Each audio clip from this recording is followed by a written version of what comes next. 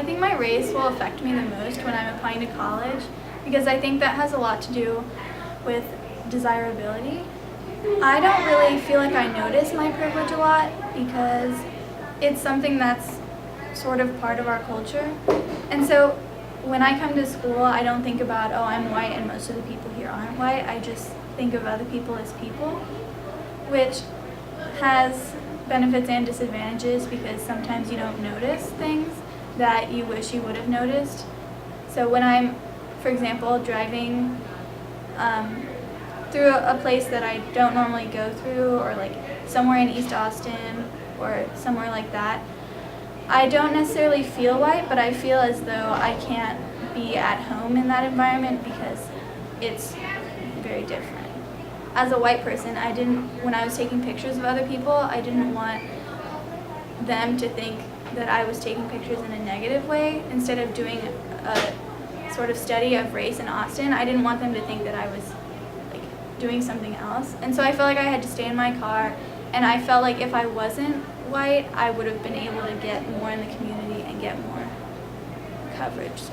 So I guess I would say the biggest time that happened was actually when I first came to Ann Richards, because I went to a predominantly Hispanic and Black school, so I was completely like out of my zone. I wasn't used to being around people that were white at all.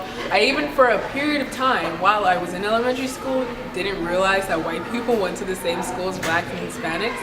And so when I first came here, and pretty much our whole grade, it was like roughly 50% white or so. I was like, it was a culture shock definitely, because even the neighborhood I lived in, predominantly Hispanic, predominantly Black.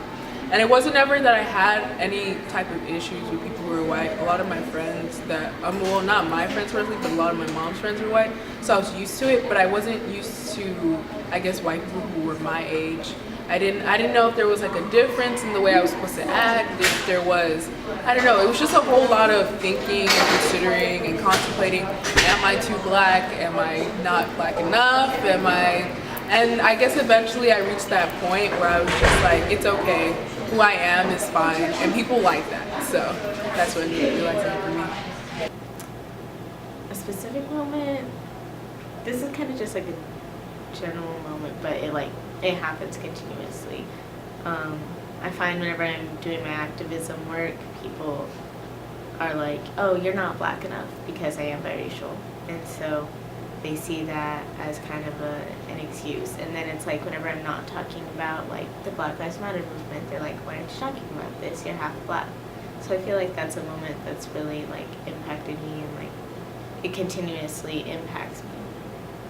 I was more raised with the more Hispanic Mexican culture because when I was little, my mom would work night shifts, so I would spend most of my days with my grandma. So I'd, wake up and there'd always be tacos for me ready to eat, and just spending time with her all the time. And I actually learned Spanish first before I learned English, but when I moved to Austin, I kind of lost that since my mom didn't really know Spanish that well. Like, I don't really know, like, can I still reclaim that I am Black, even though I don't really participate in like most Black things, whatever Black things are, whatever African American culture is.